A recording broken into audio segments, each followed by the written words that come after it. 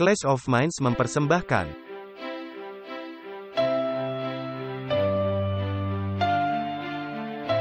Walter Veith,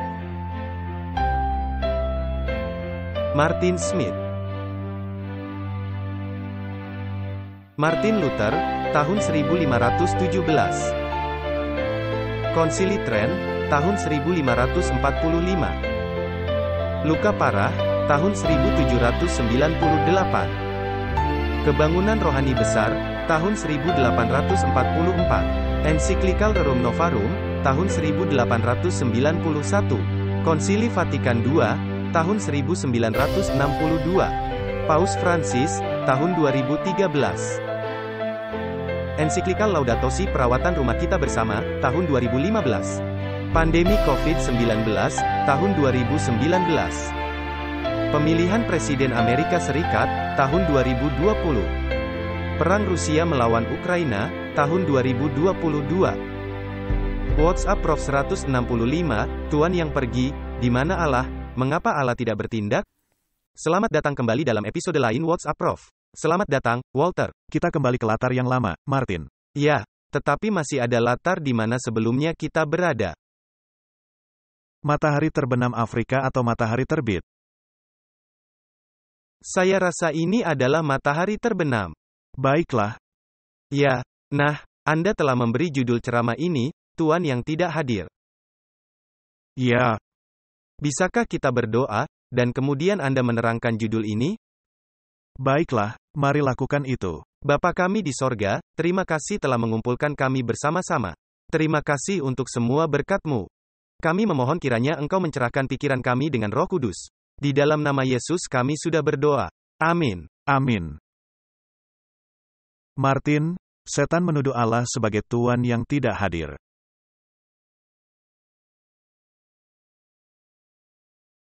Kemudian kita berjuang sendirian, dalam hidup dan kadangkala kita menjadi berputus asa. Nah, istri saya baru-baru ini menulis sebuah buku. Dia telah menulisnya untuk waktu yang sangat panjang. Dan dia telah memikirkan, apakah saya harus melakukan ini atau tidak? Apakah saya harus melakukan itu atau tidak? Hal benar apa yang mesti saya lakukan? Karena kadangkala Anda mendapat pengalaman di mana Anda melaporkan hal-hal, dan orang-orang bisa menganggap hal itu sebagai melawan gereja. Ya, benar.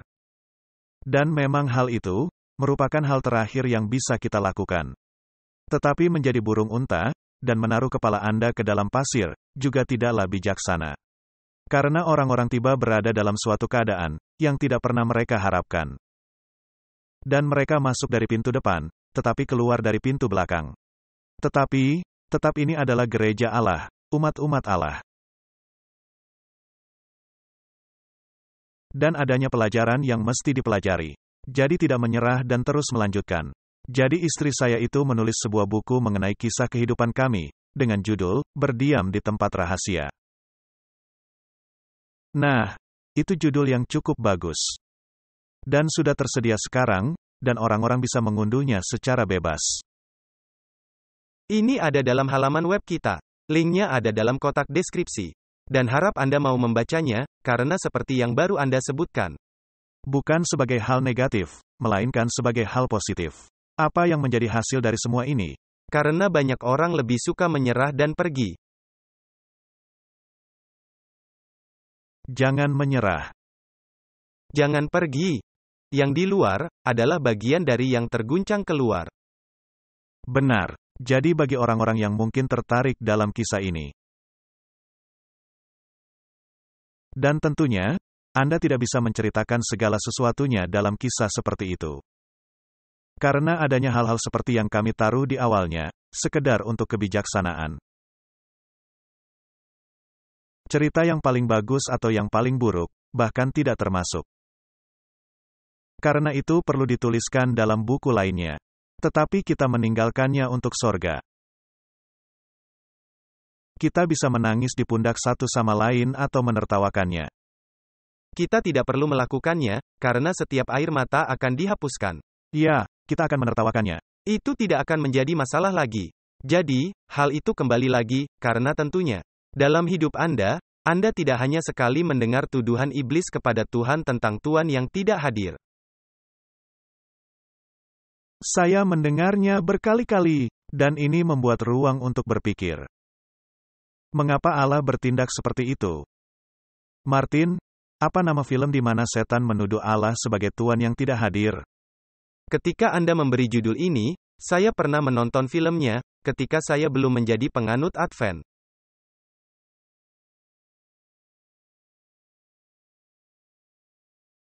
Saya tidak menganjurkan orang menontonnya, karena adanya penyelewengan sangat besar. Ya, judul filmnya adalah Devil's Advocate, yang dibintangi oleh Al Pacino dan Keanu Reeves. Dan Al Pacino memainkan peran iblis. Dan dalam satu adegan, dia berteriak mengenai Tuhan yang tidak hadir ini. Sebenarnya apa yang dia katakan, itu adalah bagian dari film itu yang masih terngiang di benak saya, karena Anda tidak bisa menghilangkannya. Dan dia memerankan dengan persis bagaimana iblis menuduh Allah. Dan dia melakukannya dengan baik, tetapi ini merupakan penyimpangan. Dan jika Anda ingin melihatnya dari sudut pandang itu, maka memang Allah menjadi Tuhan yang tidak hadir. Dan mengapa paham deisme ada?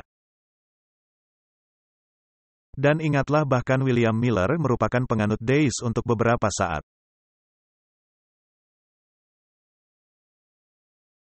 Dan lingkungan orang-orang yang berpengaruh pada zamannya, pada dasarnya para penganut deisme.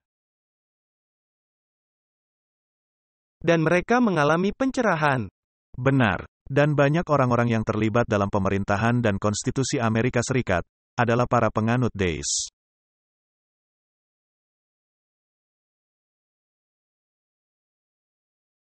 Dan paham deis menggambarkan Allah sebagai Tuhan yang tidak hadir. Nah, mengapa orang bisa berpikir seperti itu? Mereka berpikir seperti itu, karena dunia ini memang kacau balau. Segala sesuatunya kacau balau. Tuhan pemilik bumi tidaklah mempedulikannya. Dan ini merupakan tuduhan iblis. Dan dalam film itu, sesungguhnya dikatakan, dia mengotori tangannya, dia sibuk dengan seluk-beluk dunia ini dengan mencoba menyelesaikan masalah. Tapi dia menjadi Tuhan yang tidak hadir.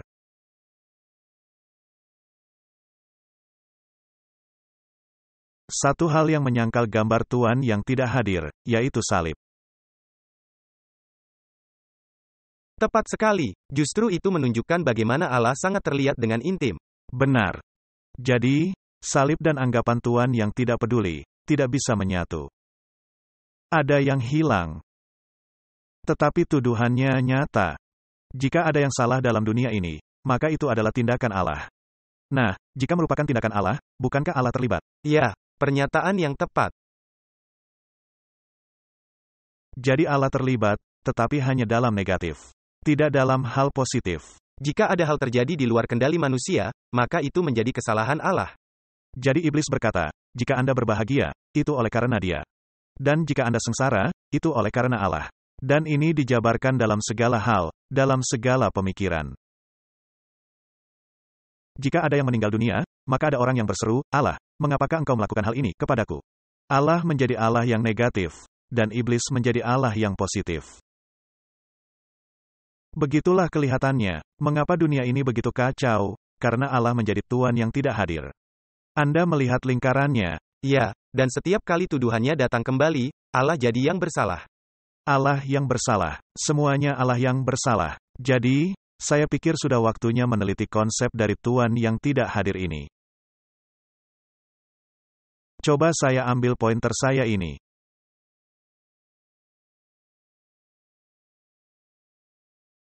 Jadi judulnya, Tuhan yang tidak hadir. Dan di sini ada beberapa pemikiran.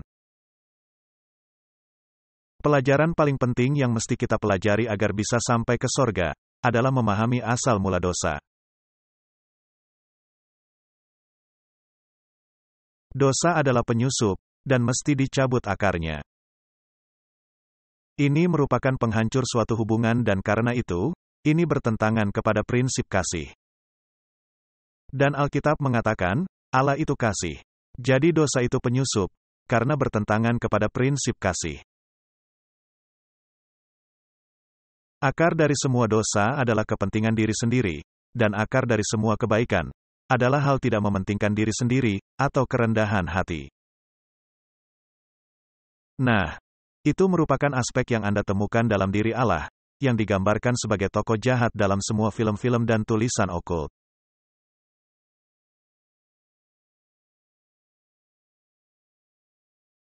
Dan Blavatsky menunjukkannya dengan sangat jelas. Allah harus disalahkan untuk segala sesuatunya. Allah adalah tokoh jahat, dia adalah ular. Blavatsky membalikkannya. Jadi, kita tidak memerlukan kerendahan hati palsu, melainkan kerendahan hati sejati. Jadi semua hubungan berlangsung melalui satu prinsip. Dan prinsip itu ialah kasih. Menarik, bagaimana iblis menyelewengkan kasih. Hollywood menggambarkan kasih sebagai eros. Dari sini kita mendapat kata erotis. Jadi, kasih Hollywood adalah eros. Kata eros, bahkan tidak pernah disebutkan dalam Alkitab. Ada phileo, dari kata itu didapatkan kata Philadelphia, yaitu kasih persaudaraan. Dan ada kata agapeo, yang artinya kasih yang tidak mementingkan diri.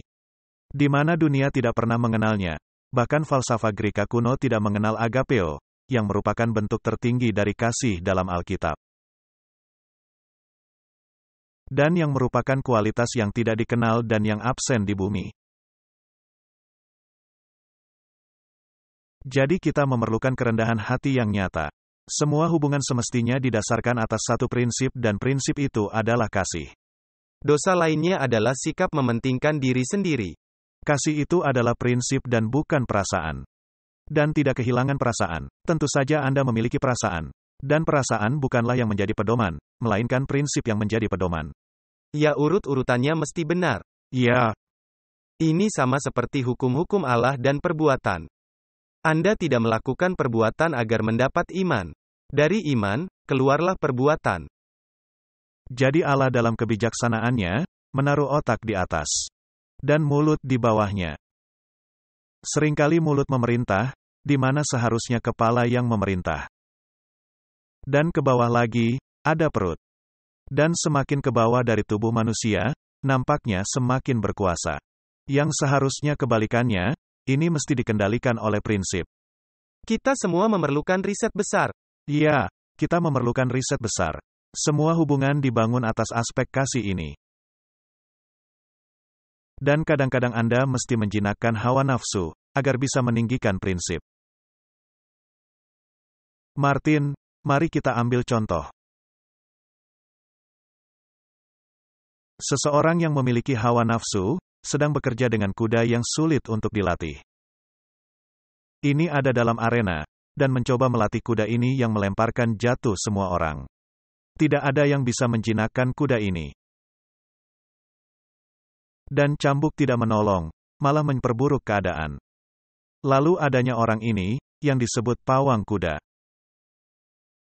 Dan kuda ini menjadi semakin jinak senantiasa.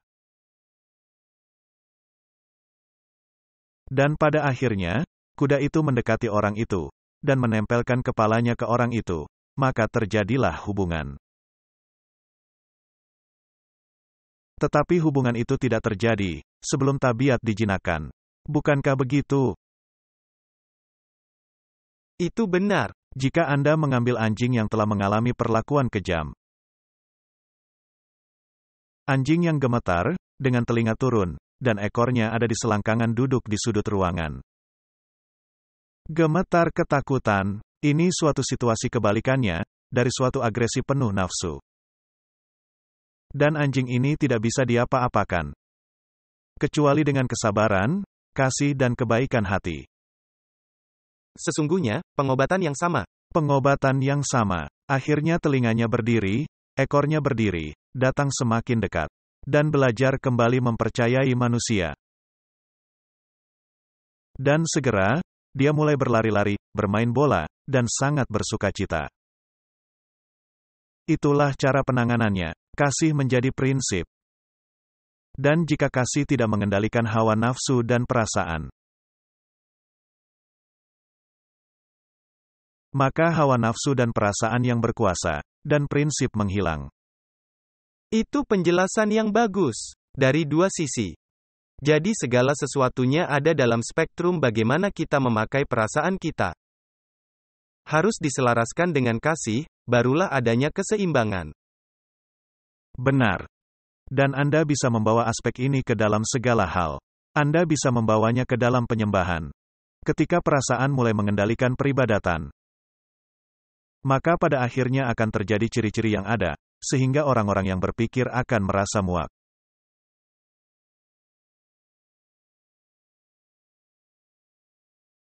Dalam Kejadian 3 ayat 22 kita membaca, "Berfirmanlah Tuhan Allah, sesungguhnya manusia itu telah menjadi seperti salah satu dari kita. Tahu tentang yang baik dan yang jahat, maka sekarang jangan sampai ia mengulurkan tangannya. Dan mengambil pula dari buah pohon kehidupan itu dan memakannya, sehingga ia hidup untuk selama-lamanya." Jadi, hal yang Allah lakukan ialah mencegah manusia itu memakan buah kehidupan, dan manusia tunduk pada kematian. Tetapi itu tidak berarti Allah menolak manusia, karena Allah memberikan janji penebusan. Dan kita sudah membahasnya. Jadi, mari kita berangkat dari titik itu. Sekarang kita akan membahas Tuhan yang tidak hadir. Jika Allah itu begitu menaruh perhatian kepada umat manusia, sehingga Allah siap mengorbankan dirinya sendiri bagi penebusan manusia. Jadi bagaimana itu bisa cocok dengan Tuhan yang tidak peduli? Maka adanya hal yang hilang. Baiklah. Marilah kita menanyakan beberapa pertanyaan. Sekarang kita akan membahas pertanyaan-pertanyaan. Saya suka pertanyaan.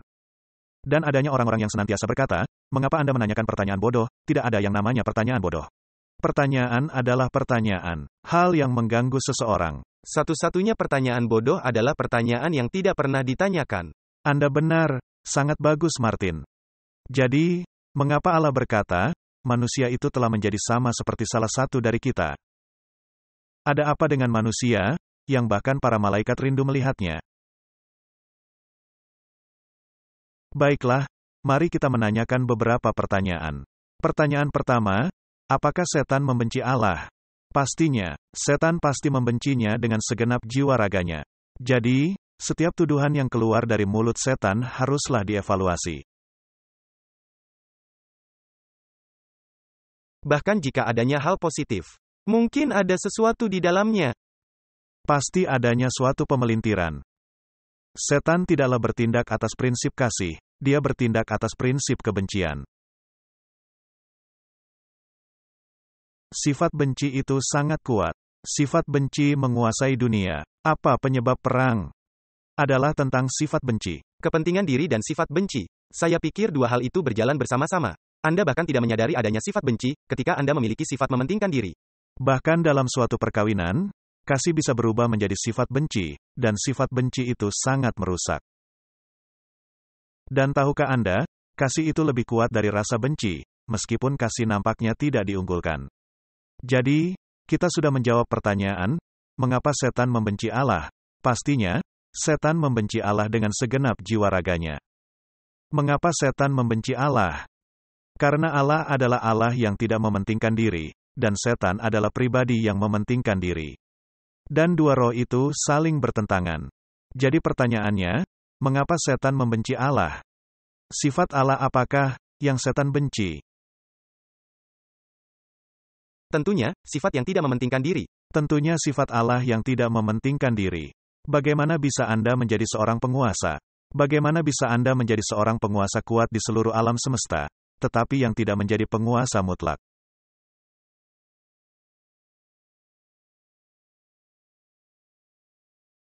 Dan menyuruh setiap orang melakukan hal yang menjadi kehendak Anda. Ya, itu juga menjadi masalah. Seperti yang sudah kita bahas sebelumnya, kepentingan diri juga berkaitan dengan kasih. Itu definisinya. Itulah mengapa setan membencinya. Karena menurut setan, apa kasih ini? Anda terlalu lembut. Mengapa dunia amat menyukai tirani?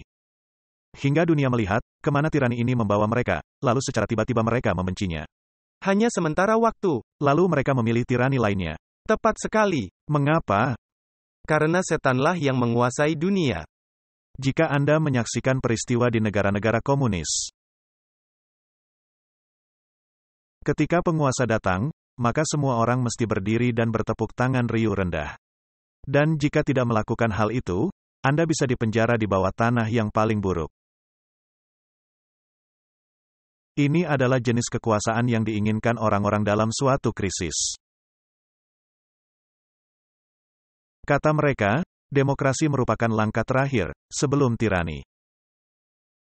Nah, kita berada di titik itu sekarang. Demokrasi sudah menjalani masanya, dan kita sudah tiba di titik di mana sangat di luar kendali, sehingga satu-satunya yang diinginkan umat manusia adalah tirani.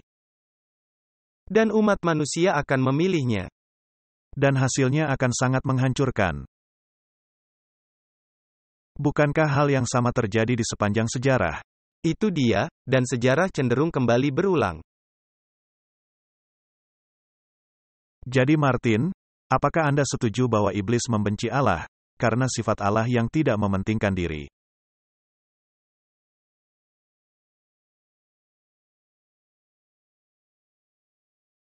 Pastinya. Kerendahan hatinya.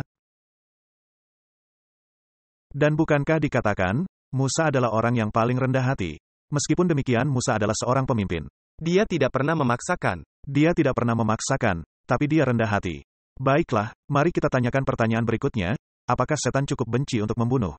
Ya. Sudahkah itu terbukti? Ya. Apakah setan membunuh anak Allah? Ya. Bukankah pembunuhan merupakan sasarannya?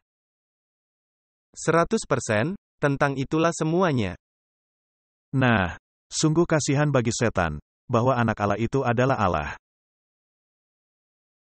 Sehingga dia bisa bangkit dari kematian. Itu merupakan hal yang mengecewakan. Itulah sebabnya setan sangat pendendam sekarang ini. Baiklah. Jadi, marilah kita semakin mendalami, mengapakah Allah menjadi Tuhan yang tidak hadir? Mengapa Allah berkata, adalah lebih menguntungkan bagiku untuk pergi, sehingga Roh Kudus bisa datang? Dapatkah Anda melihat Roh Kudus? Tidak. Anda tidak bisa melihat Roh Kudus. Dapatkah Anda mengalaminya? Ya. Baiklah, jadi Anda bisa mengalami Roh Kudus. Tapi di mana Yesus? Di sorga. Jadi, Yesus menjadi Tuhan yang tidak hadir. Ya, tetapi Yesus mengirimkan perwakilannya. Mari kita tanyakan pertanyaan lainnya, apa yang terjadi sehingga memerlukan tindakan drastis semacam itu? Dia harus menjadi manusia. Baiklah, dia harus menjadi manusia. Yesus meninggalkan kemahadirannya. Karena Yesus harus menjadi manusia, guna menyelamatkan manusia. Maka hal itu, pastilah memerlukan kasih yang sangat besar. Tentu saja. Baiklah, apa yang terjadi dengan adanya penyusup ini ke dalam masyarakat yang disebut sebagai dosa?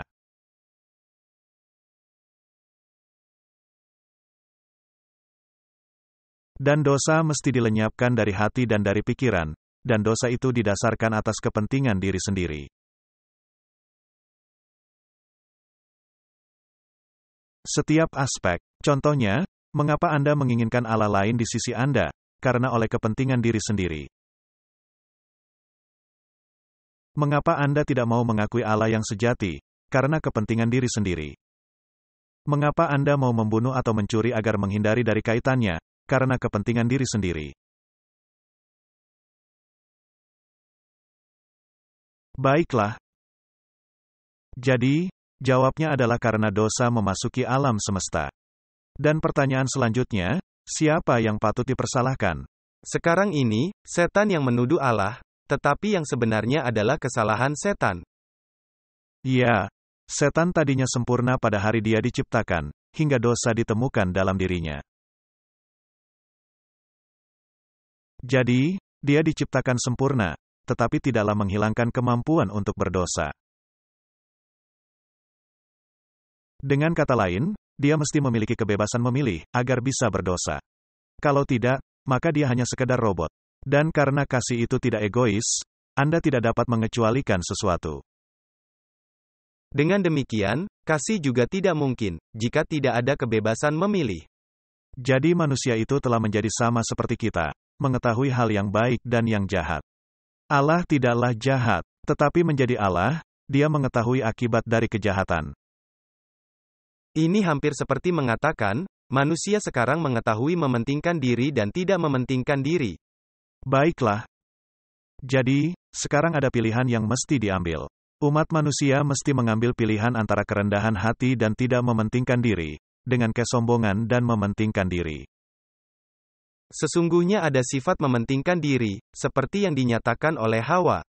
Karena setan berkata, Allah tidak menghendaki engkau sama seperti Dia.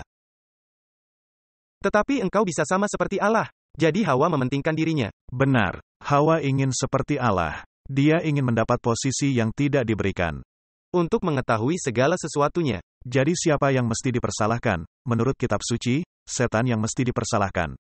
Menurut setan, Allah yang mesti dipersalahkan. Karena Allah yang membuat hukum. Mengapa makhluk suci seperti dirinya, mesti tunduk kepada hukum? Dosa adalah pelanggaran hukum. Baiklah. Nah, kita mengetahui sesuai dengan kitab suci, siapa yang harus dipersalahkan. Tetapi pertanyaan selanjutnya, siapa yang dipersalahkan? Allah. Allah dipersalahkan. Biasanya seperti itu dalam segala sesuatu. Yang berupaya melakukan yang terbaik dan yang baik, dan Allah dipersalahkan untuk segala sesuatunya. Ya, selalu dipersalahkan. Dan penjaga perdamaian, seringkali menjadi musuh yang paling buruk. Sebagai contoh, jika Anda mencoba menjadi penengah dalam suatu perkawinan, Anda menjadi musuh. Saya sendiri mengalaminya beberapa kali dalam hidup saya. Ketika mencoba menyelesaikan, untuk menjadi tidak memihak, tetapi dengan segera Anda dimusuhi.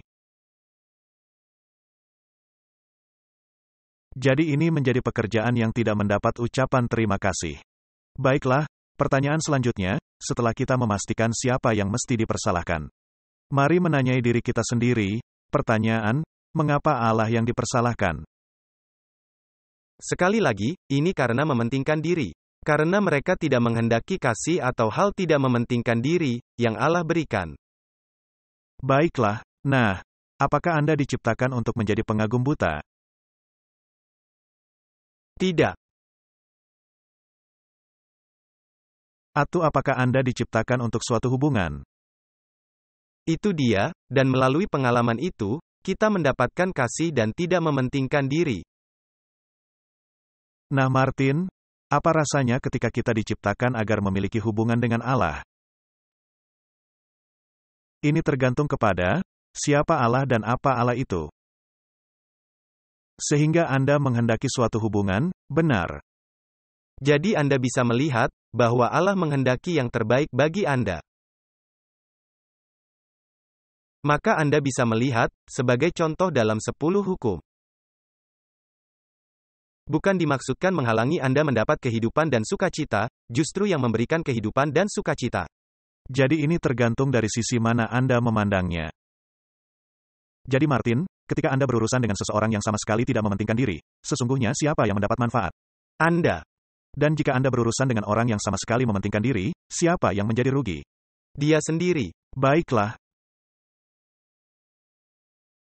Jadi, mengapa setan yang mesti dipersalahkan? Karena pertama-tama, dia adalah makhluk ciptaan. Bukankah anak-anak berkata, saya tidak minta untuk ada di sini? Ya. Nah, mengapa mereka menanyakan pertanyaan itu dan kapan mereka menanyakan pertanyaan itu? Biasanya ketika mereka ada dalam masalah. Benar, ketika mereka telah melanggar, maka mereka akan berkata, saya tidak minta agar ada di sini. Atau ketika Anda menyuruh mereka sesuatu seperti mencuci piring. Atau membantu di rumah, atau apapun itu. Saya tidak minta ada di sini. Anda semestinya menjadi budak saya. Tidak, kita semestinya menjadi suatu masyarakat. Kita semestinya bekerja bersama-sama. Tidak, saya tidak minta untuk ada di sini. Baiklah, jadi permainan menyalahkan, apakah itu berasal dari si pelanggar atau berasal dari pencipta? Berasal dari si pelanggar. Kita mulai menemukan sesuatu, Martin. Kita bisa melihat, mengapa pertentangan besar ini terjadi. Baiklah, kita sedang hidup dalam masa permainan menyalahkan, benar. Saya selalu tersenyum ketika membaca bagian dari kitab Kejadian itu. Ketika Adam dan Hawa melanggar perintah Tuhan, tidak ada yang mau bertanggung jawab. Mereka saling menyalahkan. Setiap waktu. Nah, mengapa Allah dipersalahkan? Karena Allah mengizinkannya. Seharusnya Allah menjadi tirani. Maka kita tidak akan mengalami semua permasalahan ini, bukan? Seperti yang tadi sudah disebutkan, orang-orang menginginkan seorang diktator. Mereka protes akan tirani, tetapi kemudian, dalam hal yang selanjutnya, mereka menginginkannya kembali. Jadi kita telah melewati sejumlah pertanyaan, dan pertanyaannya masih, mengapa Allah menjadi Tuhan yang tidak hadir? Apa yang dicapai Allah dengan menjadi Tuhan yang tidak hadir? Tentu saja Allah melakukannya bukan karena tidak peduli. Dan juga bukan karena kurang peduli. Karena salib menyangkal hal itu. Ini menjadi masalah, ketika orang-orang melihat hal-hal, orang berkata, bagaimana seorang Allah yang penuh kasih, membiarkan semuanya terjadi? Baiklah. Mari kita mencoba mendalami pertanyaan, mengapa Allah mengizinkannya? Mengapa?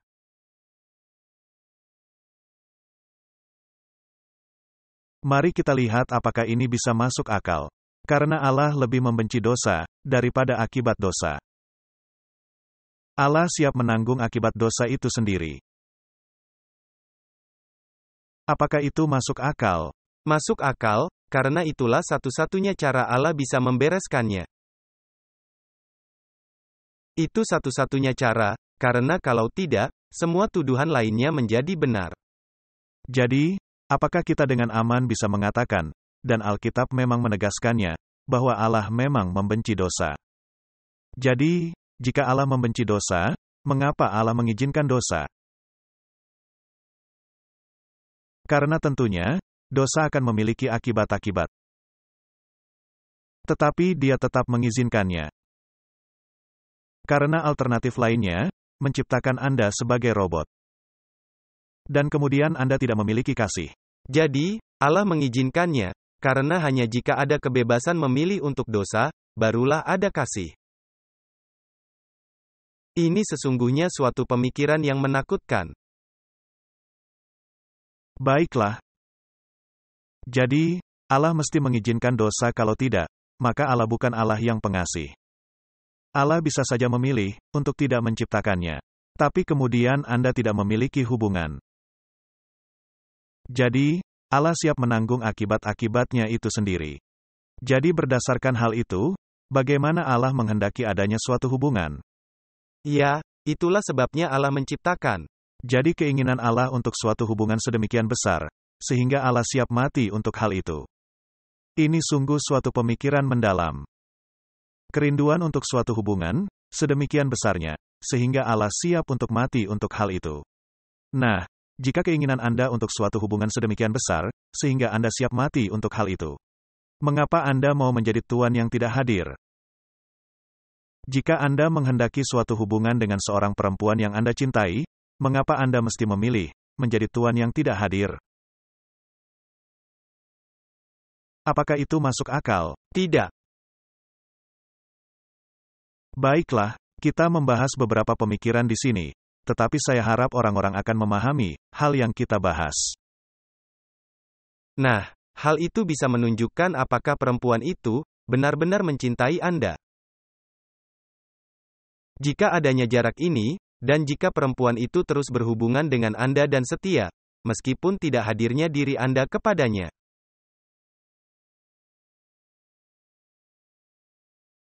Baiklah, kita ambil contoh dalam suatu perang. Dan Anda mesti menjalani misi perang. Dan Anda menaiki kapal laut besar dan melambaikan tangan perpisahan.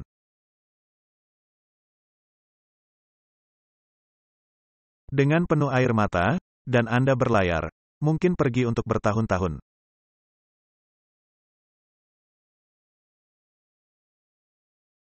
Maka pastilah itu menjadi suatu ujian untuk suatu hubungan, benar. Jika perempuan itu masih ada ketika Anda kembali, Anda bisa dengan aman mengikat simpul itu selamanya. Jadi saya rasa ada banyak cara dalam apa yang dia lakukan. Baiklah. Jadi apa akibatnya? Adanya kepedihan, penderitaan dan kematian. Jika dia membiarkan kita kepada hal-hal tersebut, maka dia akan menjadi Tuhan yang tidak hadir. Tetapi jika dia memegangnya sendiri, apakah dia menjadi Tuhan yang tidak hadir? Sama sekali tidak. Dia bisa saja pergi, tetapi tidak menjadi absen. Jika Anda yang menjadi misi militer itu, jika Anda dikirim sebagai tentara, di mana hati Anda? Ada di seberang lautan. Ada di seberang lautan. Dan seperti yang tadi Anda katakan, Allah datang, dan menanggung semuanya ini sendiri.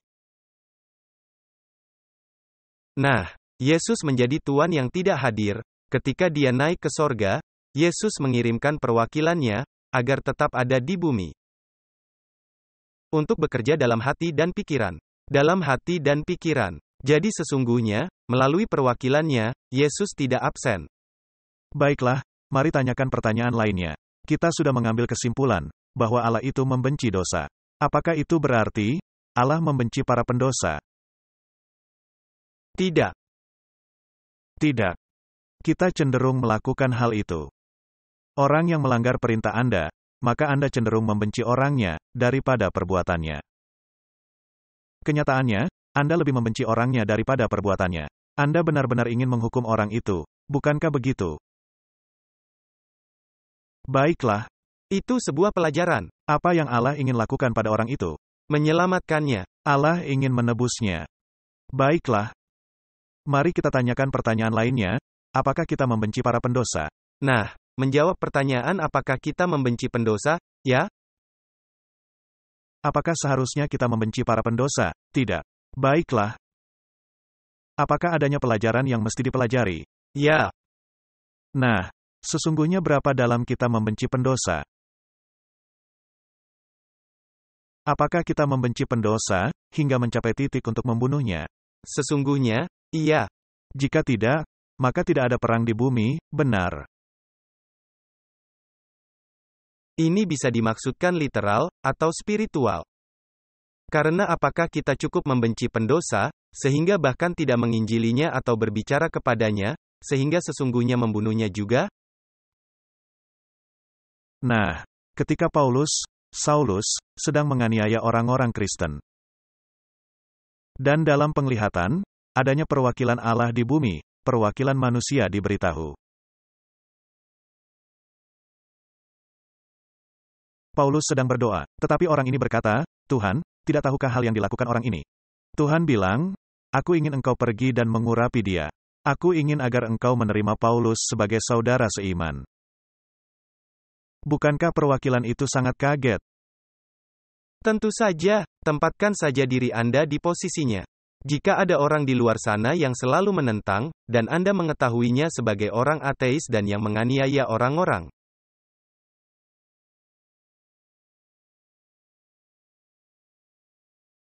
Lalu Anda mesti pergi dan mengurapi orang itu. Sungguh suatu tindakan sulit yang harus dilakukan. Jadi sesungguhnya, kita membenci pendosa bahkan sampai ingin membunuhnya. Atau jika ada yang melanggar aturan Anda. Dan ketika berbicara tentang hubungan, maksud saya, mengapa kita memiliki pepatah tentang wanita yang dicemooh dalam suatu hubungan? Neraka tidak memiliki kemarahan seperti seorang wanita yang dihina. Adanya rasa permusuhan yang ada. Apakah kita memindahkan kebencian akan perbuatannya kepada pelakunya? Ya. Kita melakukannya. Perbuatannya menjadi di latar belakang. Kita semakin membenci pelakunya. Dan ketika Anda melihat propaganda, katakan saja propaganda perang. Bukankah Anda menciptakan atmosfer kebencian untuk lawan Anda? 100% benar. Untuk orang-orangnya. Untuk seluruh bangsa. Ini sungguh gila. Mari kita ambil contoh. Anda memiliki saudara seiman di negara itu. Lalu Anda disuruh untuk pergi dan membunuh semuanya. Ini tidak masuk akal. Bagaimana Anda bisa turut serta? Baiklah, jadi inilah yang menjadi kekacauan kita. Dan kita masih berupaya menjawab pertanyaan, mengapa Allah menjadi Tuhan yang tidak hadir? Jadi kita berupaya menjawabnya secara tidak langsung. Kita datang dari sisi mengajukan pertanyaan. Karena pada dasarnya dalam kehidupan ini, hal yang mesti kita pahami ialah kita mesti memahami tabiat dan cara berpikir Allah. Karena kalau tidak, kita akan sama seperti iblis, yang membenci Allah. Benar, kita mesti satu pikiran dengan Allah. Sehingga kita bisa satu pikiran dan selaras bersama-sama. Benar sekali. Jadi apakah kita cenderung mengalihkan kebencian kepada orang yang mengizinkannya? Itu cukup rumit. Tepat seperti itulah hal yang terjadi. Itu yang terjadi. Anda sekarang semakin membenci pelakunya daripada kelakuannya. Dan Anda mulai membenci Allah, karena mengizinkannya. Baiklah, katakan saja, Anda memiliki orang tua, yang satu selalu bertindak keras, yang satu laginya selalu tunduk. Dan anak menderita di tangan orang tua yang bertindak keras. Anak itu bisa saja mulai membenci orang tua satunya lagi yang mengizinkan hal ini terjadi tanpa berkata apapun. Jadi kebencian, tidak mesti harus ditujukan kepada pelaku kejahatan. Ini sesungguhnya bisa ditujukan kepada pihak yang mengizinkannya. Dan kadangkala kebencian kepada pihak yang mengizinkannya bisa lebih besar. Karena Anda merasa diterlantarkan, Anda mengalami perasaan ditinggalkan. Ditinggalkan, bukan itu berarti Tuhan yang tidak hadir. Ya. Jadi, apakah mungkin ketika kehidupan terasa pahit, sehingga membuat Anda menjadi penuh rasa permusuhan kepada pihak yang mengizinkannya? Sebagian besar kasus, itulah yang terjadi. Baiklah, jadi jika terjadi sesuatu dalam kehidupan Anda, misalkan ada yang meninggal, mati karena kecelakaan lalu lintas. Amarah dan kesedihan Anda seringkali ditujukan kepada seseorang.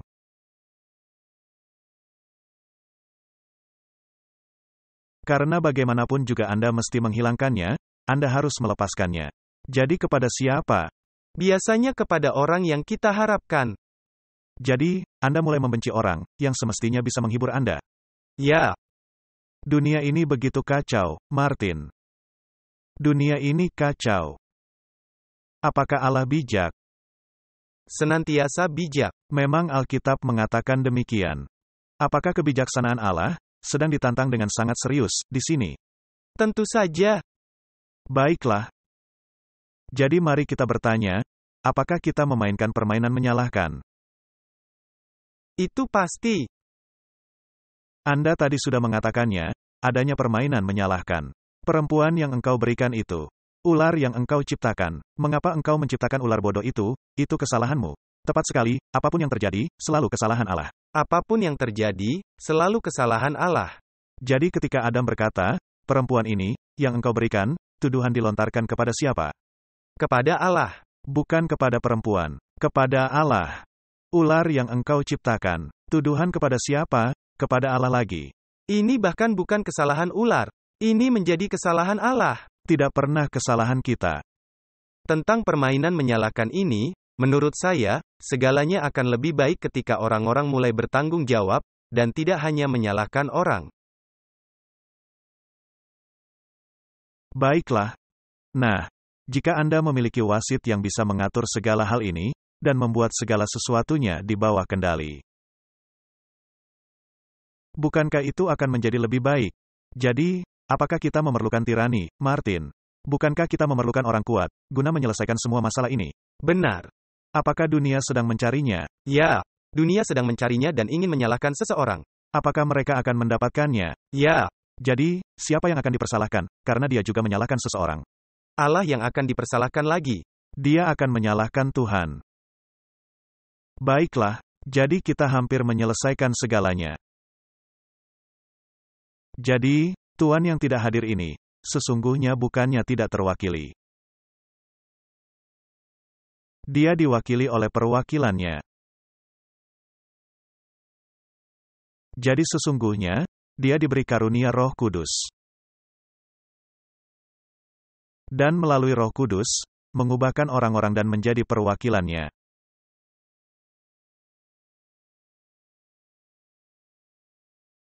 Jadi, bukannya dia tidak diwakili, hanya saja tidak ada secara fisik. Tetapi dia bukannya tidak terwakili. Baiklah. Dan para perwakilannya ini, sesungguhnya adalah teman sependeritaan, yang dia sebut sebagai teman-teman.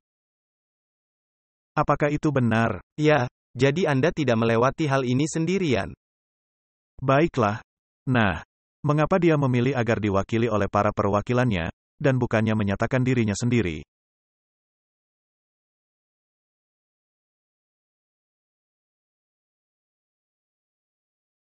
Memang dia melakukannya.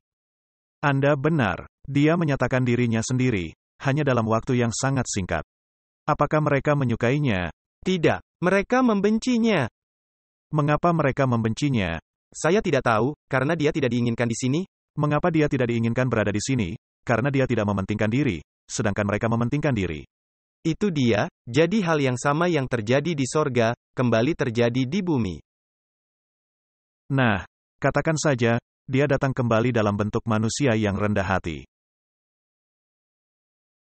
Apa tanggapan mereka? Hal yang tepat sama.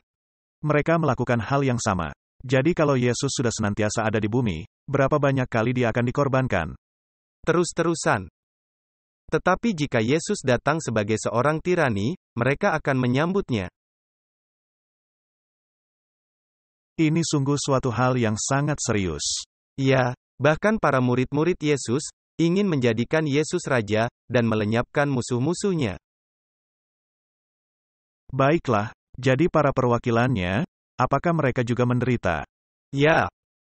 Para wakilnya menderita. Bukankah dia kemudian menjadi Tuhan yang egois yang mengatakan, "Aku tidak akan menderita, kamu bisa menderita dalam keadaanku"? Sebetulnya tidak. Dia hanya menunjukkan mereka itu layak. Karena hal yang sama yang dialami perwakilannya, Yesus sudah mengalaminya. Baiklah, saya pikir kita mendapatkan poinnya. Jadi Martin, jika Allah memakai perwakilannya yang menjadi teman sependeritaan, mereka hanya bisa menjadi rekan sependeritaan jika mereka memahami cara berpikir Allah. Karena hanya jika mereka memahami cara berpikir Allah, barulah mereka mau turut serta dalam penderitaannya. Benar. Tepat sekali. Karena Anda tidak ingin menderita, kalau bukan untuk alasan yang baik. Baiklah, jadi, dengan kata lain Anda mesti diyakinkan bahwa Tuhan yang tidak hadir ini. Dalam pengalaman pribadi Anda, sesungguhnya ada dan sangat terlibat. Ya. Dan segala pengajarannya adalah layak, dan yang perlu Anda bela. Tetapi jika Anda berdiri di luar hubungan ini, apakah Anda bisa melihatnya? Tidak bisa. Hal yang bisa Anda lihat hanyalah Tuhan yang tidak hadir. Karena Anda tidak melihat kehadiran Tuhan dalam penderitaan dan kegiatan dari para perwakilannya. Jadi apakah Tuhan itu tidak hadir? Tidak. Tidak sama sekali. Karena orang-orang yang berhubungan dengannya, mereka memahami tabiatnya. Mereka mulai memahami apa artinya tidak mementingkan diri. Baiklah. Yohanes 14 ayat 7 berkata, "Sekiranya kamu mengenal aku, pasti kamu juga mengenal Bapa-Ku. Sekarang ini kamu mengenal Dia dan kamu telah melihat Dia." Mereka sesungguhnya melihatnya. Tidak secara fisik. Mereka melihat perwakilannya. Yesus berkata, "Jika engkau melihat aku, engkau melihat Bapa." Jadi, ketika Anda ingin mengenal Yesus, bisakah Anda mengenalnya dalam diri perwakilannya? Ya. Apakah kita bagus dalam hal itu? Tidak. Martin, Anda sangat pesimis. Apa yang salah dengan Anda? Allah berkata, "Jika aku kembali, akankah kudapati iman di bumi?" Dan ini adalah topik serius. Mengapa kita tertawa dari tadi? Karena kita juga bersalah. Yohanes 15 ayat 15. Aku tidak menyebut kamu lagi hamba, sebab hamba tidak tahu apa yang diperbuat oleh tuannya, tetapi aku menyebut kamu sahabat.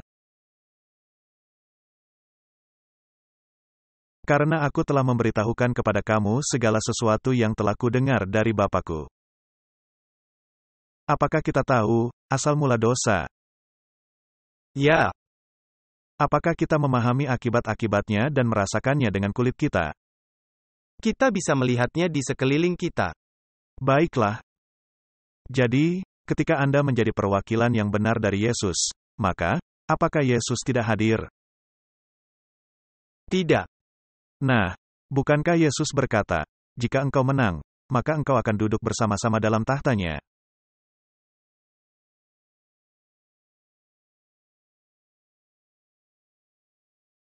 Dengan kata lain, cara berpikir Anda akan sedemikian, sehingga bisa aman memerintah bersama Yesus.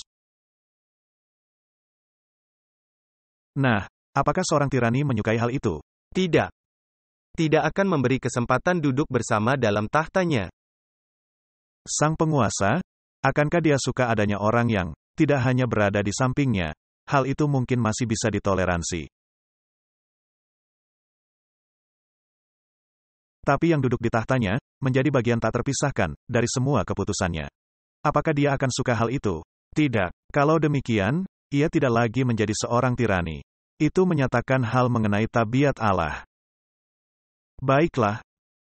Jadi, agar bisa menjadi perwakilan Allah, kita mesti mengenal Allah. Jadi Martin, bagaimana cara mengenal Allah? Dengan mulai mengadakan hubungan. Dan caranya dengan membaca firman-Nya.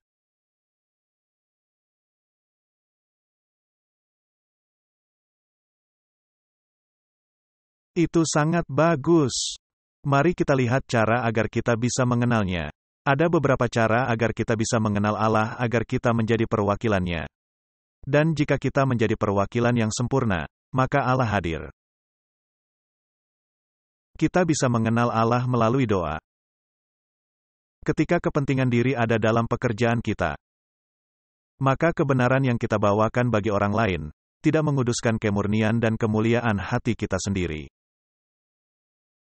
Itu tidak akan menyaksikan bahwa kita menjadi alat yang cocok, guna dipakai Tuhan.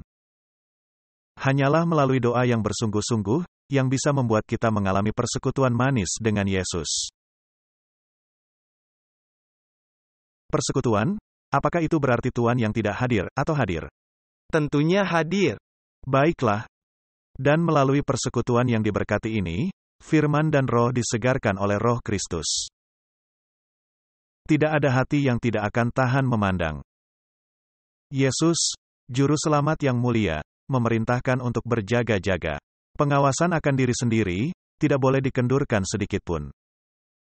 Hati mesti dijaga dengan penuh kehati-hatian, karena yang keluar dari hati adalah hal-hal mengenai kehidupan. Awasi dan jagai pikiran Anda, sehingga Anda tidak akan berdosa memakai bibir Anda. Martin, perwakilan mesti memiliki cara berpikir yang sama terhadap dosa, sama seperti Tuan yang diwakilinya. Benar. Anda mesti membenci dosa. Juga memiliki cara berpikir yang sama terhadap pendosa, kalau tidak Anda tidak mewakilinya. Anda juga mesti memiliki tabiat yang sama. Kalau tidak, Anda tidak bisa menjadi perwakilan yang baik. Jadi, Anda mesti memiliki persekutuan yang baik kepada Yesus, yaitu melalui doa yang bersungguh-sungguh. Anda mengadakan persekutuan dengan Yesus. Dan Anda mesti mendisiplin pikiran Anda, agar Anda tidak berdosa dengan bibir Anda. Kembali, adanya urut-urutan ini. Baiklah, pikiran mengendalikan segala sesuatunya. Pikiran mengendalikan segala sesuatunya, bukan kebalikannya. Cara kedua kita bisa memiliki persekutuan dengan Yesus, adalah melalui firman. Marilah kita berlari dengan tekun dalam perlombaan yang di depan kita, dan memandang kepada Yesus, pemimpin dan penyempurna iman kita. Tidak ada laki-laki, perempuan atau kanak-kanak, bisa mendapatkan kesempurnaan Kristen, tetapi mengabaikan pembelajaran firman Allah. Dengan belajar teliti firman-Nya, kita harus menurut perintah Kristus. Selidiki kitab-kitab suci, sebab kamu menyangka bahwa olehnya kamu mempunyai hidup yang kekal, walaupun kitab-kitab suci itu memberi kesaksian tentang aku. Penelitian ini memampukan para murid mengamati teladan ilahi, karena mereka menyaksikan Kristus. Pola ini mesti diteliti sesering mungkin, agar bisa menirunya. Jadi Martin, ketika Tuhan itu hadir, perlukah kita belajar semua hal ini atau tidak? Kita tidak perlu belajar lagi firman, karena Tuhan sudah hadir. Dia akan hadir. Apakah kita mesti melatih prakarsa dan penghakiman kita, ataukah kita bisa menyerahkannya kepadanya? Menyerahkannya kepadanya. Tuhan itu bisa melakukannya sendiri, dan Anda hanya melihat saja. Dapatkah Anda melakukannya seperti ini? Tidak, Anda harus ikut serta. Jadi cara apa yang lebih baik? Itulah sebabnya dia mengatakannya, adalah lebih baik, Tuhan itu memiliki perwakilannya di sini. Baiklah, tetapi satu hari kelak, ini akan berakhir, dan Tuhan itu akan hadir. Apakah itu akan lebih baik, jika Tuhan itu tidak akan pernah hadir? Tidak. Karena pada akhirnya, Anda mesti mendapatkan pahala dari hal yang Anda upayakan untuk Anda wakilkan. Dengan kata lain, ketika Anda sudah mengembangkan tabiatnya, maka tidaklah perlu Tuhan itu tidak hadir. Dan akan ada persekutuan. Baiklah, selama dosa masih berkuasa, maka lebih baik Tuhan itu tidak hadir. Dan setelah dosa itu dihilangkan secara sepenuhnya, maka tidak diperlukan lagi menjadi Tuhan yang tidak hadir. Apakah itu bisa masuk akal? Itu masuk akal. Jadi, tuduhan iblis dalam film itu apakah benar atau palsu? Sama sekali palsu. Iblis itu pendusta. Dari mulanya. Dia selalu menjadi pendusta. Nah, cara ketiga Anda mendapatkan hal ini adalah melalui pengalaman. Itulah sebabnya, saya menyebutkan buku istri saya juga. Bukan oleh karena motif mementingkan diri, melainkan untuk menunjukkan bagaimana cara kerja Allah. Dan bagaimana melalui pengalaman, Anda mendapatkan pengetahuan yang lebih baik. Dan pemahaman yang lebih baik, karena Anda bergumul dengan Tuhan, dan mencoba memahami. Dan memang kita cenderung membenarkan tuduhan-tuduhan yang keluar dari mulut iblis. Tetapi ketika akhirnya, Anda mulai memahami topik permasalahan, Anda berkata, celakalah aku, manusia celaka. Aku adalah orang dengan bibir najis, yang hidup di tengah-tengah orang-orang dengan bibir najis. Lalu dia berkata, siapa yang bisa aku suruh? Baiklah, suruhlah aku. Aku siap. Dalam pengalaman sesungguhnya, Kristus telah mengalahkan dunia. Dan betapa besar kasih-Nya bagi kita, ketika Dia mengundang kita. Agar datang kepadanya dalam semua permasalahan kita, stres, sakit hati dan kecemasan, dengan jaminan, bahwa Kristus akan menolong kita. Dia akan memberikan kesehatan dan kecerahan dalam kehidupan kita. Jika kita menaruh tangan kita kepada tangan Yesus Kristus, Dia akan menaruh kaki kita di batu karang yang teguh. Suatu pondasi yang lebih baik dari yang kita miliki sebelumnya. Dia akan membuat kita lebih kuat dalam kekuatannya, dan Dia akan membantu setiap upaya kita. Kemudian, ketika jiwa kita telah mengalami sentuhan kesembuhannya, maka kita dibawa ke dalam persekutuan erat dengan Yesus. Dan kita akan bekerja bersama Allah, bukan hanya memulihkan yang salah. Bukan hanya memulihkan hati dan jiwa yang patah, juga memulihkan semangat dan iman dan keyakinan. Ini adalah tugas dari para pekerja Allah. Untuk membawa kepada Yesus, jiwa-jiwa yang telah menyimpang dari pengajarannya. Dan yang nampaknya akan hancur berkeping-keping dalam batu karang dan jurang dosa. Kehidupan yang hancur ini, yang nampaknya tanpa pengharapan, Allah berjanji memulihkannya. Jadi Martin, ini merupakan pelatihan yang tertinggi. Dalam kehidupan nyata, pengalaman yang nyata. Jadi Anda mesti belajar berdoa. Dan Anda tidak perlu berdoa, jika Tuhan itu ada. Seperti dalam lagu, inilah jamku berdoa. Bersama Tuhan di surga, ku takkan lagi berdoa. Anda tidak lagi memerlukannya.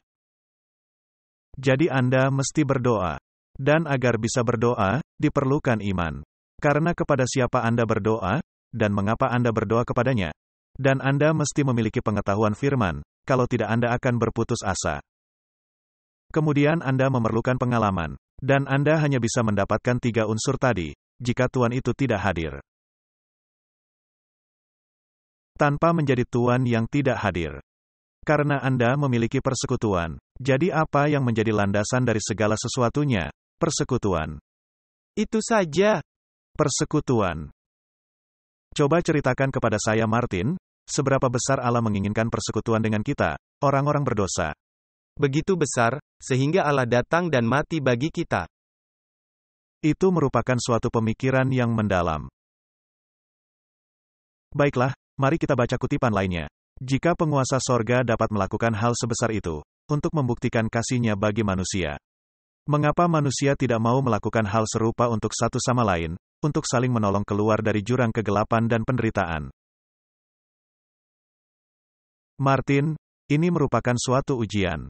Apakah Anda hanya akan duduk saja, dan senantiasa menuduh, dan mencari-cari kesalahan? Ataukah Anda siap turun ke lapangan? Turun ke lapangan dan melakukan hal seperti yang Yesus lakukan. Tetapi bagaimana jika itu menuntut nyawa Anda? Tidak menjadi masalah, karena Yesus juga menyerahkan nyawanya. Baiklah. Kristus berkata, "Kasihilah seorang akan yang lain seperti aku telah mengasihi kamu," bukan dengan kasih yang lebih besar. Karena, tidak ada kasih yang lebih besar daripada kasih seorang yang memberikan nyawanya untuk sahabat-sahabatnya. Kasih kita, seringkali hanya mementingkan diri, karena kita memang membatasinya.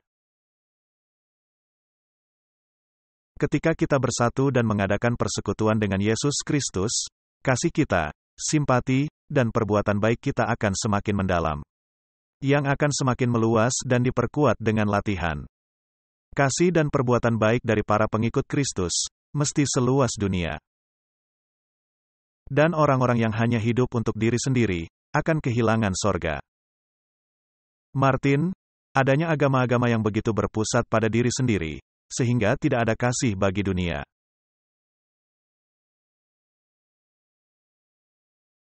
Moto Hollywood ialah, percayai diri Anda. Ikuti hati Anda. Itu sikap mementingkan diri. Itu benar-benar mementingkan diri. Itu semuanya dilandaskan atas cara berpikir Lucifer. Ini dilandaskan atas kain penutup, atau daun-daun pohon ara. Kita juga akan membicarakan mengenai olahraga, yang dilandaskan kepada kepentingan diri sendiri. Ya, kita perlu membicarakan mengenai sport, dan membuat lebih banyak musuh. Dan juga musik. Mari kita melihat hal ini dalam kehidupan nyata. Adanya pengujian kepada Ayub. Bagi orang-orang yang mengasihi Allah, orang-orang yang terpanggil, sesuai tujuannya, Roma 8 ayat 28. Biografi Alkitab memiliki pelajaran yang lebih tinggi dari pelayanan kesedihan. Kamulah saksi-saksiku, demikianlah firman Tuhan, dan akulah Allah. Saksi-saksi bahwa Allah itu baik, dan kebaikan Allah itu melimpah ruah. Sebab kami telah menjadi tontonan bagi dunia, bagi malaikat-malaikat dan bagi manusia. 1 Korintus 4 ayat 9. Jadi kehadiran Allah, diwujudkan dalam diri para pengikutnya. Jadi Allah bukanlah Tuhan yang tidak hadir. Kita selalu kembali kepada tema ini. Tetapi dalam ujian berat, Anda belajar untuk memahami apa yang menjadi masalah dalam pertentangan besar. Itulah sebabnya istri Anda menuliskan buku, karena dalam ujian berat, Anda mesti memahami mengapa menjadi perwakilan. Baiklah, Martin, apakah ada orang yang terlewatkan dalam ujian berat ini? Mengapa mereka berteriak-teriak panik ketika mengalami ujian berat? Karena Anda tidak sepenuhnya memahami, mengapa Anda di situ. Apakah sahabat-sahabat Ayub memahami? Tidak. Mereka memainkan permainan menyalahkan. Ayub disalahkan. Kesalahan siapakah ini? Mereka bertanya kepada Yesus. Apakah kesalahan dia, ataukah kesalahan orang tuanya sehingga dia lahir buta? Harus ada orang yang disalahkan. Tidak mementingkan diri sendiri, prinsip yang ada dalam kerajaan Allah, adalah prinsip yang dibenci setan. Bukankah tadi kita membahasnya?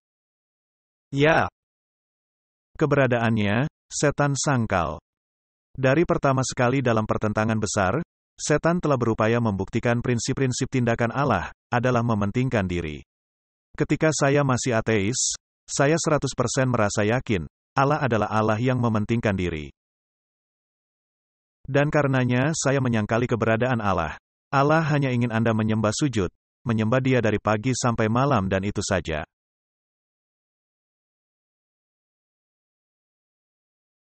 Dan itu merupakan bentuk penyembahan tidak bermanfaat. Anda menyembah dan sujud kepadanya karena korban dan persembahan Allah tidak inginkan. Korban dari hati yang bertobat, itulah yang Allah inginkan. Allah menghendaki Anda memiliki tabiat yang tidak mementingkan diri. Karena hanya dalam lingkungan yang tidak mementingkan diri, kasih bisa berkembang. Anda harus memiliki pupuk yang tepat, agar tanaman bisa bertumbuh. begitulah adanya. Dan sekali lagi, jika Anda salah memahami hal ini, Anda akan melihat hal ini sebagai suatu hal sia-sia. Ini suatu hal sia-sia, jika Anda tidak ingin berdiri dan menjadi seorang pejuang. Itulah yang Anda pikirkan, karena seseorang yang berlutut di depan orang lain, adalah orang yang lemah. Baiklah, jadi untuk mematahkan tuduhan setan, menjadi pekerjaan Kristus dan semua orang yang menyandang namanya. Inilah yang menjadi inti sari permasalahan. Dan jika Anda ingin mematahkan tuduhan setan, Anda harus menghidupkan kehidupan Kristus di dunia ini. Anda harus. Dan Anda akan dituduh. Pastinya, karena Anda menjadi perwakilan Kristus. Maka Anda menjadi bagian dalam menolong Kristus dalam tidak menjadi Tuhan yang tidak hadir. Untuk memberikan suatu gambaran dalam kehidupannya sendiri, prinsip tidak mementingkan diri, sehingga Yesus datang dalam wujud manusia. Dan semua orang yang menerima prinsip ini, akan menjadi rekan sekerja Kristus, dalam menunjukkannya pada sebuah praktek kehidupan. Inilah sebabnya, Allah dalam kebijaksanaannya memilih untuk menjadi hal yang disebut Tuhan yang tidak hadir.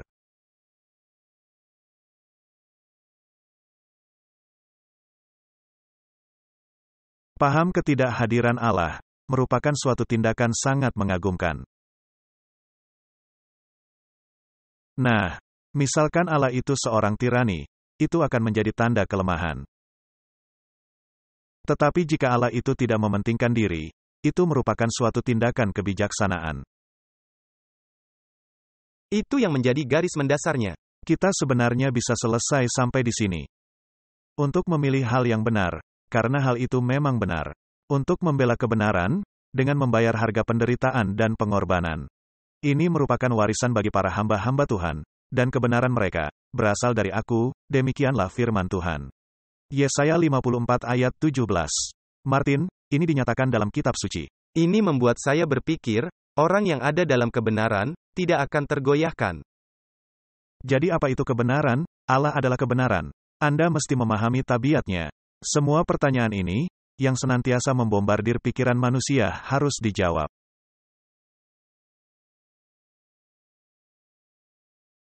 Kita mesti menjawabnya. Tetapi Anda bisa, Ya, Anda bisa, dan malangnya, Anda akan menderita ketika melakukannya. ya, orang tidak menyukai jawaban Anda. Jadi sejak awal sejarah dunia, diberikan catatan kehidupan dari seorang pribadi, di mana tuduhan setan dilancarkan. Dari Ayub, bapa dari tanah Uz. Kesaksian dari penelitian hatinya ialah, tiada seorang pun di bumi seperti dia, yang demikian saleh dan jujur, yang takut akan Allah dan menjauhi kejahatan. Terhadap orang ini, setan melancarkan tuduhan keji. Apakah dengan tidak mendapat apa-apa Ayub takut akan Allah? Bukankah engkau yang membuat pagar sekeliling dia dan rumahnya serta segala yang dimilikinya? Tetapi ulurkanlah tanganmu dan jamahlah segala yang dipunyainya. Ia pasti mengutuki engkau di hadapanmu. Maka firman Tuhan kepada iblis, nah, segala yang dipunyainya ada dalam kuasamu, hanya janganlah engkau mengulurkan tanganmu terhadap dirinya. Jadi, apakah Ayub terbukti Ya, tentu saja.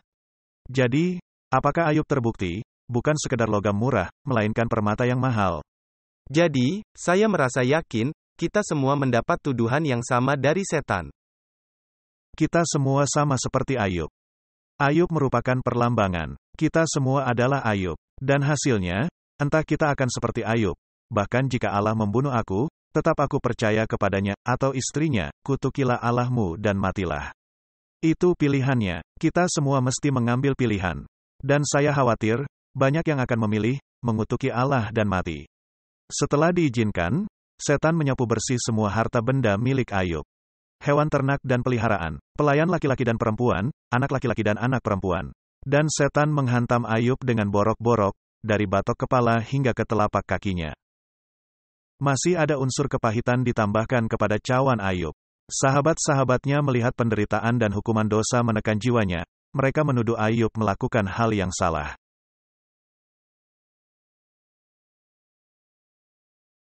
Itulah sebabnya, istri saya menulis buku. Karena orang-orang akan melihat masalah yang menimpa diri Anda, dan melancarkan tuduhan sama seperti sahabat-sahabat Ayub. Dan Anda mencoba bertahan untuk Allah, dan Anda dihantam. Bangunlah dan ucapkan ayat sederhana. Pada mulanya, Allah menciptakan. Kemudian dunia akademik menindih Anda seperti bertenton bata merah. Mencoba melumat Anda seperti ulat. Ketika Anda berkata, keju tidak bagus untuk perut manusia. Lalu apa yang terjadi? Langit runtuh. Katakan itu di acara potluck, apa yang akan terjadi? Wah, itu hanya berlaku dulu. Perempuan ini bukan nabi. Dia hanya berlaku di zamannya. Tidak peduli apapun yang Anda katakan. Ada teman-teman seperti teman-teman Ayub juga. Ya, banyak dari mereka. Jadi, nampaknya ditinggalkan oleh sorga dan bumi, Ayub tetap memegang teguh imannya kepada Allah, dan kepada ketulusan hatinya akan integritas. Dalam kesedihan dan kebingungan ia menangis.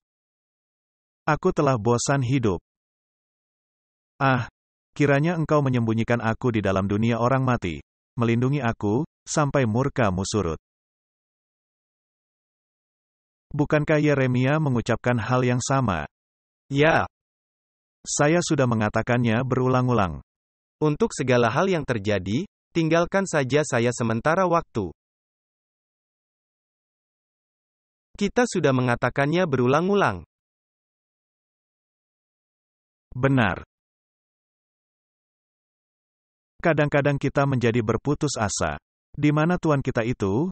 Saya sudah tidak tahan lagi. Dan menetapkan waktu bagiku, kemudian mengingat aku pula. Sesungguhnya aku berteriak, kelaliman. Tetapi tidak ada yang menjawab. Aku berseru minta tolong, tetapi tidak ada keadilan. Ia telah menanggalkan kemuliaanku, dan merampas mahkota di kepalaku. Saudara-saudaraku dijauhkannya daripadaku, dan kenalan-kenalanku tidak lagi mengenal aku. Dan mereka yang kukasihi, berbalik melawan aku. Kasihanilah aku, hai sahabat-sahabatku, karena tangan Allah telah menimpa aku. Ah, semoga aku tahu mendapatkan dia, dan boleh datang ke tempat ia bersemayam. Apakah Ayub sedang menuduh Allah, sebagai Tuhan yang tidak hadir? Ya. Tetapi Ayub tidak secara langsung menyatakan kepada Allah, melainkan kepada sahabat-sahabatnya. Jadi Ayub tidak meninggalkan Allah. Tetapi keadaannya sangat sulit, kita akan mengalaminya juga. Ini sudah dijanjikan. Pastinya. Baiklah. Sesungguhnya, kalau aku berjalan ke timur, ia tidak di sana, atau ke barat, tidak kudapati dia. Di manakah Tuhan? Apakah dia Tuhan yang tidak hadir? Ketika saya sangat membutuhkannya, Tuhan tidak ada. Jadi Martin, reaksi Ayub dan pernyataan yang dibuatnya, apakah benar? Wah, itu tergantung bagaimana kita memandangnya. Ayub bisa benar, bisa salah. Jika benar-benar mencari Allah, dia akan mendapatkannya. Tapi dalam keadaan itu, Ayub benar. Baiklah, jadi para penuduhnya adalah salah, dan Allah menghardik mereka.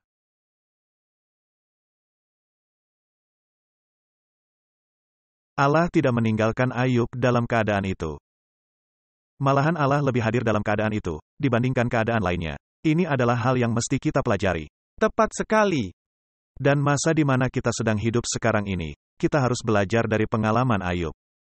Itu dia. Misalkan saja ada asap di depan, dan Allah ada di belakang asap. Tapi setan sedang meniupkan asap itu. Sekarang kita melihat melalui cermin yang samar-samar. Jadi kita mesti menyadari cermin samar-samar atau asap ini, tidak berasal dari Allah. Allah itu ada, dan kita mesti melihat di belakangnya. Baiklah Martin, mengapa kita mengadakan pembicaraan dan diskusi ini? Karena ini merupakan persiapan menghadapi konflik yang terakhir. Tepat sekali. Ya, memang kita duduk di sini sambil tersenyum, karena kita menyadari, kita ada dalam perahu yang sama. Ya, memang ini sudah biasa, sehingga Anda bisa tersenyum. Anda melihatnya, jadi ketika Anda membaca ini, maka saya mulai menyadari bahwa sekarang saya mungkin harus memperbaiki beberapa hal di dalam. Jadi inilah yang seharusnya dilakukan semua orang. Persiapan guna menghadapi krisis yang penghabisan. Baiklah. Jadi Ayub berupaya mencari Allah, tetapi tidak mendapatkannya. Di utara ku cari dia, ia tidak tampak. Aku berpaling ke selatan, aku tidak melihat dia. Ia menyembunyikan dirinya, sehingga aku tidak dapat melihat dia. Karena ia tahu jalan hidupku, seandainya ia menguji aku akan timbul seperti emas. Meskipun ia membunuh aku, tetap aku percaya kepadanya. Apakah Ayub memahami? Ya. Ya, Ayub memahami. Dan apakah Ayub menyadari dia sedang diuji? Ayub menyadari bahwa Tuhan bukanlah Tuhan yang tidak hadir. Tuhan itu pasti ada di sini, karena dia sedang menguji aku dalam api. Tetapi aku tahu, penebusku hidup, dan akhirnya ia akan bangkit di atas debu. Juga sesudah kulit tubuhku sangat rusak, tanpa dagingku pun aku akan melihat Allah. Yang aku sendiri akan melihat memihak kepadaku, mataku sendiri menyaksikannya dan bukan orang lain. Apakah Ayub memiliki pengharapan akan kedatangan Yesus kedua kali? Ya, sungguh sangat indah. Haruskah kita memilikinya? Tepat sekali, Ayub mengharapkannya bukan pada masanya, melainkan pada masa kedatangan Yesus kedua kali. Benar. Jadi, menurut imannya, demikianlah hal yang terjadi. Ayub berkata, ketika Allah sudah menguji aku akan keluar sebagai emas. Jadi ini adalah topik keseluruhannya. Jika Anda ingin ada dalam pendidikan ini, maka Anda mesti menjalani prosesnya. Kita semua sesungguhnya mesti mengalami pendidikan ini. Dan Anda mesti menjadi perwakilan dari tabiat Allah. Karena setan menuduh Ayub memiliki alasan salah mengikuti Allah. Nah, Anda menyebutkan sesuatu di awal dan saya memikirkan mengenai keluar bagaikan emas. Tidak pernah mudah untuk keluar menjadi emas. Itu merupakan ujian berat dan suatu proses pemurnian yang terus-menerus. Dan orang-orang tidak menyukainya. Kita juga pasti mengalaminya. Kita juga menjerit seperti anak babi yang menyusui. Tetapi perbedaan utamanya, kita mesti menginginkannya. Maka Anda bisa melewatinya. Tetapi jika Anda berpaut kepada hal-hal tertentu, maka disitulah menjadi amat sulit. Maka disitulah menjadi amat sulit. Tetapi selanjutnya dikatakan, dengan kesabarannya, Ayub membuktikan karakternya sendiri. Demikian juga tabiat Allah, di mana Ayub menjadi perwakilannya. Jadi apa yang akan kita lakukan, ketika semua ini menimpa kita? Dan ketika masa kepicikan itu, menimpa kita, menjadi perwakilan siapa, kita ini? Perwakilan Kristus. Apakah kita akan berteriak, Tuhan yang tidak hadir? Tidak. Mengapa engkau tidak mencegah hal ini terjadi? Itulah saat ketika kita mesti mempelajari tabiat Allah. Jadi, Tuhan membalikkan keadaan Ayub, dan Tuhan juga memulihkan kekayaan Ayub 2 kali lipat. Jadi Tuhan lebih memberkati Ayub di masa tuanya, lebih dari masa mudanya. Nah, berkat yang kita nanti-nantikan bukanlah berkat yang sementara, melainkan berkat sorgawi. Dan kesinilah kita mesti melangkah. Jadi dalam catatan orang-orang yang melewati penyangkalan diri, dan memasuki persekutuan penderitaan Kristus. Ada satu dalam perjanjian lama, dan satu lagi dalam perjanjian baru. Nama Yonatan dan Yohanes Pembaptis.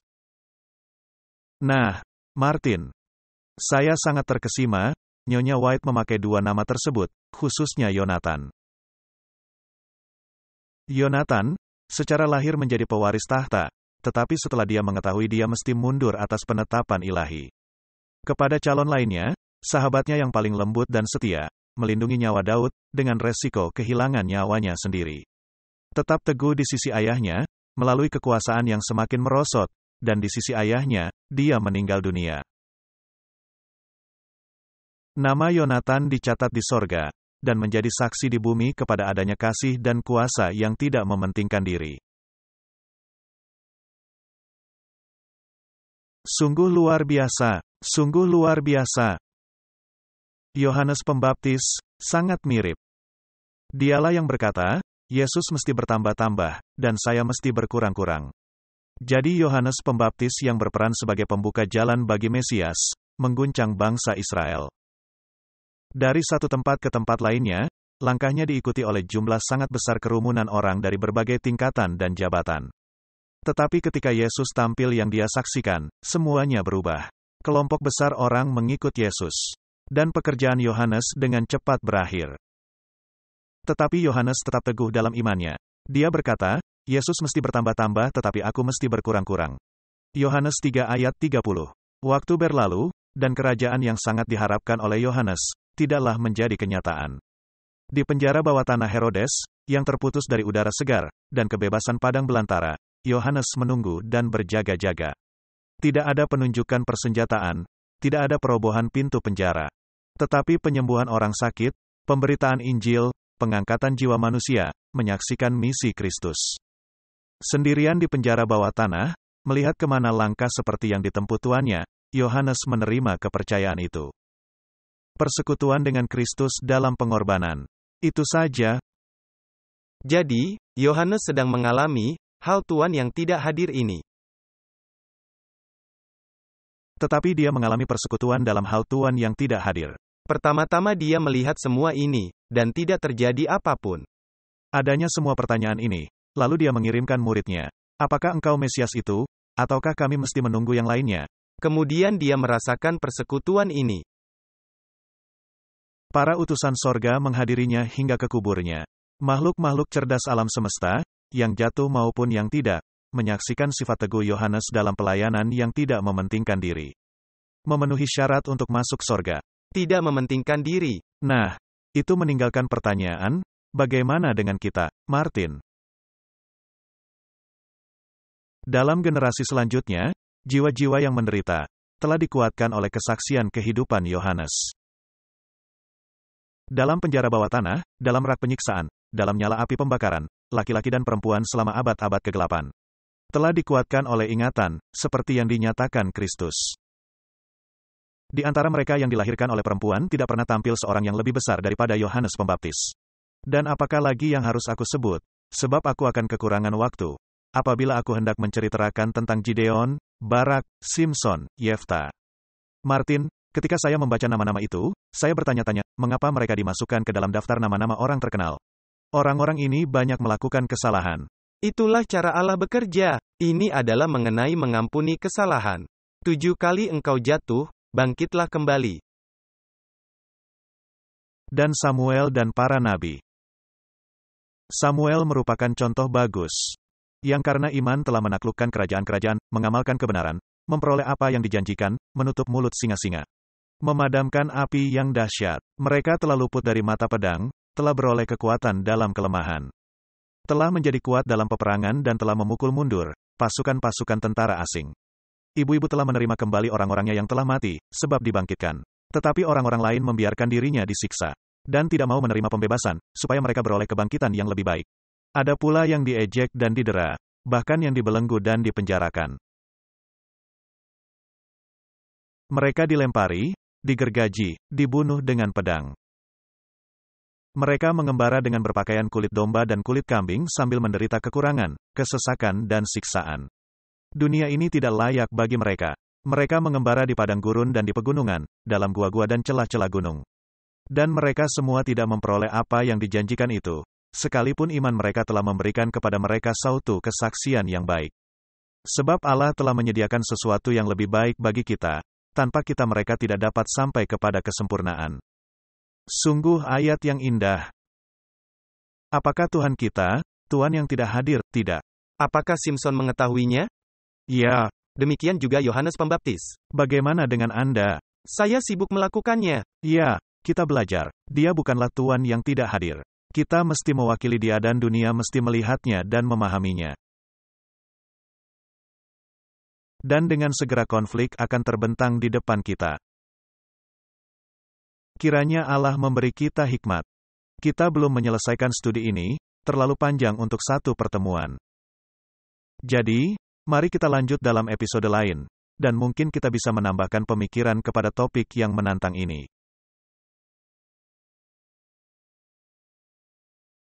Tuan yang tidak hadir. Mari kita berdoa. Bapa kami di sorga, terima kasih karena Engkau bukanlah Tuan yang tidak hadir, meskipun memang Engkau adalah Tuan yang tidak hadir. Tetapi dalam diri orang-orang yang Kau telah pilih menjadi perwakilan-Mu. Dalam hantaman keras dunia ini, Engkau telah menempatkan catatan dan kehadiran dari diri-Mu sendiri. Yang akan bergema dan kembali bergema hingga berabad-abad, hingga kami tiba kepada konflik yang penghabisan. Dan jika kami berpaut kepada pengharapan kami, dan berpaut kepada iman kami, kami akan mendengar kata-kata itu, suatu hari kelak, baik sekali perbuatanmu itu, hai kamu hambaku yang setia. Terima kasih untuk janji-janji. Terima kasih untuk kehadiran-Mu dalam kehidupan kami. Inilah yang menjadi doa kami. Di dalam nama Yesus. Amin. Diproduksi oleh Clash of Minds.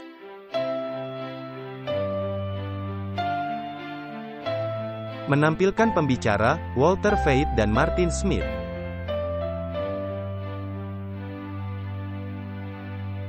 Ucapan terima kasih yang tulus untuk dorongan semangat, doa-doa dan sumbangan finansial melimpah. Untuk detail kontak.